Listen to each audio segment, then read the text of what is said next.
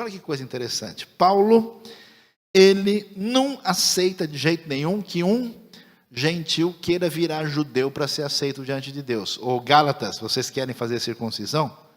Se vocês fizerem isso, vocês não entenderam nada. Mas o que ele diz para o Timóteo? Timóteo, faça favor de circuncidar, porque você vai falar para os judeus.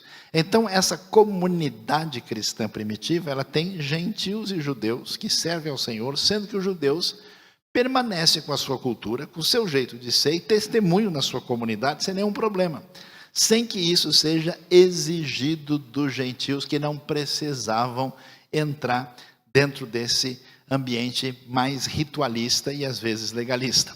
É impressionante que em somente 12 anos, 46 até o ano 57, Paulo faz 3 viagens missionárias e esse evangelho cresce, e aí a gente vai ver o cenário que vai tomar conta da terra de Israel depois. Por quê?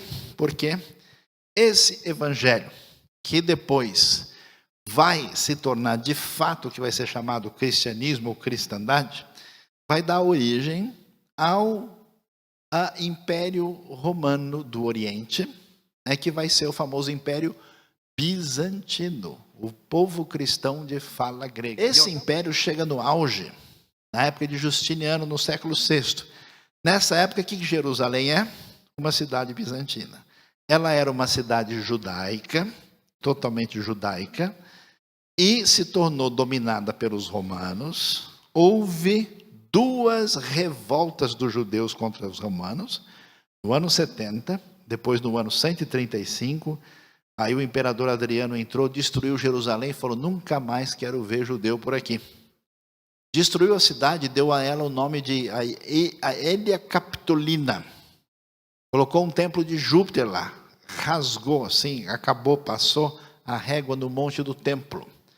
E mudou o nome da terra, que era chamada terra de Israel, onde estava a Judeia, Galiléia e Samaria, e colocou o nome de Palestina. Nunca existiu Palestina nos dias de Jesus. Ela só surge no 2º século. E por que no 2º século?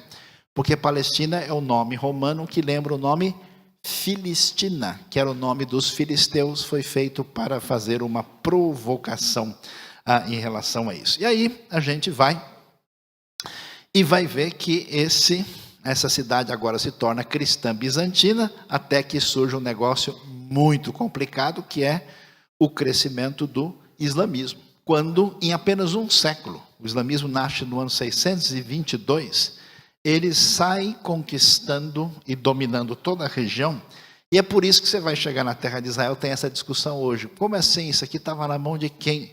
Porque os árabes muçulmanos chegaram no século VII, conquistaram e declararam Jerusalém a cidade sagrada deles, a terceira cidade sagrada.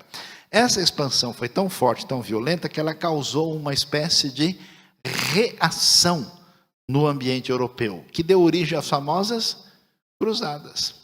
As cruzadas têm uma série de problemas dentro da Europa, mas elas foram uma reação a esse grande crescimento islâmico árabe. E aí os cruzados vão e dizem: não, nós temos que conquistar a terra de volta. Eles vão e conquistam Jerusalém. Eles vão estar presentes na terra de Israel por 200 anos. Eles chegam no ano 1099, vão sair de lá em 1291 e dominam Jerusalém por quase 100 anos. E aí a cidade tem... Então é interessante quando a gente viaja e conhece os detalhes de Jerusalém, você vai ver: olha, isso aqui é da época cruzada, isso aqui é da época bizantina, isso aqui é algo judaico. E aí você vai e entende isso. E quando os cruzados são derrotados, surge uma dinastia de fala árabe, apesar de que o domínio era turco, que veio do Egito, chamado Mamelucos, que logo será suplantada por uma outra dinastia chamada a dinastia turca do Império Otomano. Alguém disse que eles eram corintianos, eu nunca entendi, porque disse que era humano falando para o otomano. Não tenho certeza se tem base bíblica isso ou não, né? Mas você olhando lá, esse Império Otomano é o Império Turco. Eles conquistam Constantinopla. Você sabe Jerusalém que você vê hoje? Quem já viu as fotos das muralhas de Jerusalém? Já viu? Sabe as muralhas que você vê hoje? Foram feitas pelos otomanos, século XVI, quando já existiu o Brasil. E então eles estabelecem, então, por exemplo, os árabes não dominam Jerusalém desde a época que o Brasil foi descoberto. Quem dominava eram os turcos, que dominaram por 400 anos. E eles dominaram até que eles perderam a Primeira Guerra. E quando perderam, o que aconteceu? O Império Turco foi totalmente quebrado e dividido pelas potências europeias. Principalmente por quem? França e Inglaterra. Aí começa na terra, depois do Império Otomano, de 400 anos na terra dos judeus, a realidade que a gente encontra hoje, que traz essa discussão tão complicada na relação Brasil e Israel, as nações com Israel. O que acontece? Os judeus tinham passado porque eles tinham passado na Europa, o Holocausto, e foi levantada a possibilidade deles terem um espaço na terra da sua história, dos seus antepassados, que você conhece na sua Bíblia. E eles falaram sim, na hora. Quando a conversa chegou para os árabes, principalmente os árabes muçulmanos, eles disseram, de jeito nenhum, essa terra é só nossa. Quando isso foi definido, os árabes não aceitaram e partiram para cima de Israel, e Israel milagrosamente resistiu e conseguiu a sua independência, né, que é comemorada 4 dias atrás, 14 de maio no calendário ocidental, às vezes no calendário hebraico varia. E isso mudou o mapa da seguinte maneira. Israel, depois dos conflitos, depois dos ataques que sofreu, Israel definiu o seu território dessa maneira. A parte que estava ali separada de Samaria, ali dentro, é a Cisjordânia. Nessa época foi invadida e ocupada pela Jordânia, que ocupou durante 19 anos. E a faixa de Gaza foi originalmente ocupada pelos egípcios. E toda essa área se tornou a área de Israel. O que acontece? Pouco tempo depois, as nações de maioria islâmica em torno de Israel, de novo, os árabes, principalmente muçulmanos, atacam 2 vezes, em 1967 e 1973. E, de novo, surpreendentemente, Israel, na Guerra dos 6 Dias, tem vitória. E depois também na guerra do Yom Kippur. Aí Israel vai dizer o quê? Agora acabou a brincadeira. A gente não quer ser jogado no mar, porque não estamos com vontade de nadar. E como Jerusalém originalmente era para ser uma cidade internacional, é por isso que internacionalmente não se reconhece Jerusalém.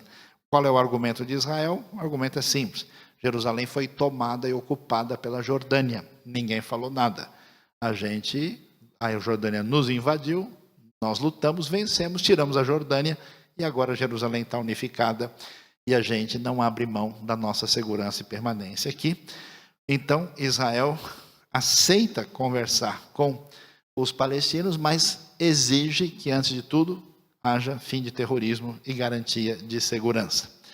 A gente deve apoiar Israel? Minha resposta é sim. Primeiro, não só pela nossa, vamos dizer, fraternidade histórica, né? A salvação chegou a nós através do povo judeu, pelas razões não só bíblicas e espirituais, mas também pelo fato da dívida moral que aconteceu com os judeus no Holocausto na Europa, e também porque os valores de Israel são os meus valores. Israel tem democracia, Israel tem um parlamento com 120 membros, 13 são árabes, que pode levantar, falar, discutir, reclamar. O prefeito de Nazaré, em Israel, é árabe, votado democraticamente.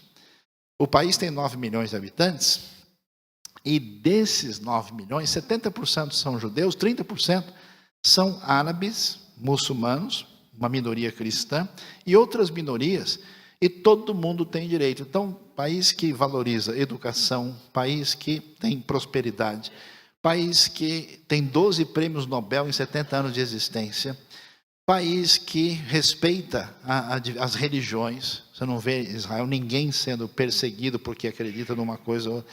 Os valores de Israel são os meus valores e, portanto, Israel merece essa consideração. Pensa nisso.